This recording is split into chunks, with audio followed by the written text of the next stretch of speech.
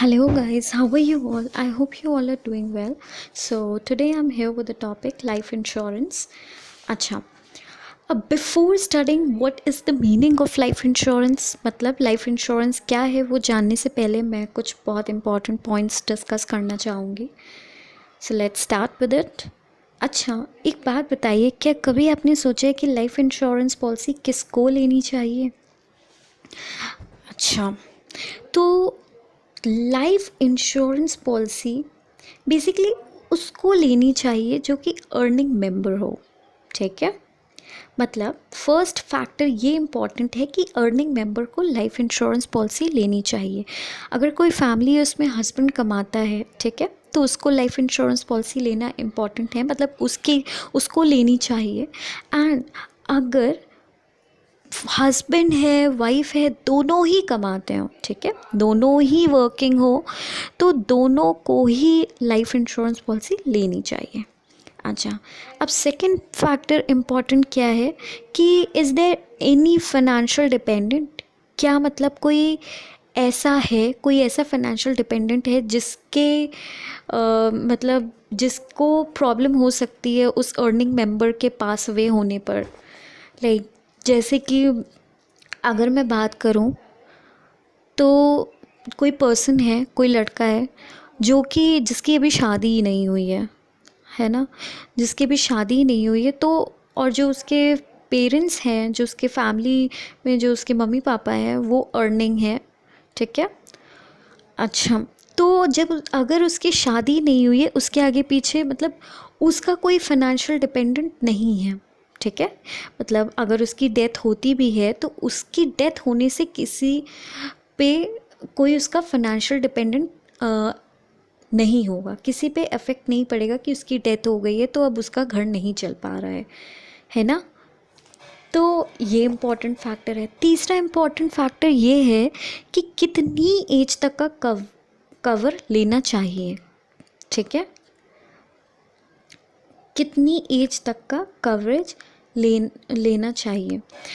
तो अगर देखा जाए, अगर जो पर्सन है, ठीक है, वो 25 ईयर्स तक है, मतलब जितना यंग हो, ठीक है, तो कहने का मतलब ये है कि अगर पर्सन जितना यंग होगा तो जो प्रीमियम होगा वो कम होगा. ठीक है, अगर पर्सन 25 ईयर्स का है, लेट्स से कोई पर्सन है जो कि 25 ईयर्स ओल्ड है, ठीक है, तो उसमें क्या होगा, प्रीमियम कम होगा कंपैरेटिवली. जो अगर पर्सन 40 का हो गया, 40 हो गया, 45 हो गया, तो उसमें क्या है, उसमें डेथ का रिस्क ज़्यादा है. तो जितना ज़्यादा रिस्क होता है उतना ज़्यादा प्रीमियम का अमाउंट होता है ना. तो ये भी एक इम्पॉर्टेंट फैक्टर है जब हम लाइफ इंश्योरेंस पॉलिसी लेते हैं. अच्छा, अब बात करते हैं कि लाइफ इंश्योरेंस पॉलिसी होती क्या है, इसकी मीनिंग के बारे में बात करेंगे. अच्छा, वैसे आजकल देखा जाए तो जो रिस्क है वो बहुत ही ज़्यादा है, मतलब हर एक चीज़ में रिस्क है. There are many risk we can predict, है ना, जिसको हम प्रोडिक्ट ही नहीं कर सकते. जैसे कि एक्सीडेंट हो गया, उसकी वजह से किसी की डेथ हो गई, सिकनेस हो गया, ठीक है, कोई बीमारी हो गई कि उसकी वजह से किसी की डेथ हो गई. तो ये सब चीज़ें क्या हैं, ये सर्टन नहीं है, कोई प्रोडिक्ट नहीं कर सकता कब क्या होगा. लेकिन but for one thing we are very sure that we will pass away one day, है ना. इस चीज़ के लिए तो श्योरिटी है ना कि पर्सन की डेथ होनी ही होनी है. ऐसा तो नहीं है कि भाई कोई अमर है ना, डेथ तो होगी ही. अच्छा, तो जब डेथ होगी, है ना, तो उसकी वजह से जो उसके फाइनेंशियल डिपेंडेंट हैं, मतलब उनको जो है क्या प्रॉब्लम होती है, उनको फाइनेंशियल प्रॉब्लम हो सकती है. इसी की वजह से लाइफ इंश्योरेंस पॉलिसी ली जाती है.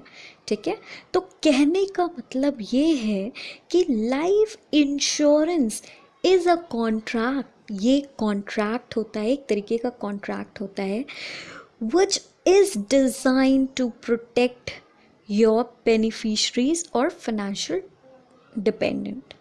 ठीक है, कहने का मतलब ये है, पुट इट सिंपली, तो लाइफ इंश्योरेंस का मतलब सिर्फ इतना ही है कि you pay a sum of money called premium to insurer, ठीक है, to insurer you pay a certain sum of money that called premium to insurer, that is insurance company, and when you pass away your beneficiaries, usually your family members, got that sum of money called death benefit.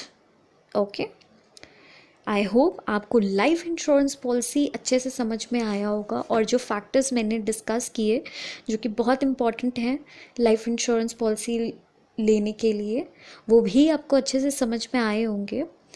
So, thank you. If you like this video, then like, share and subscribe, and do hit the bell icon so that मैं जब भी video upload करूँ आपको वो video easily available हो जाए.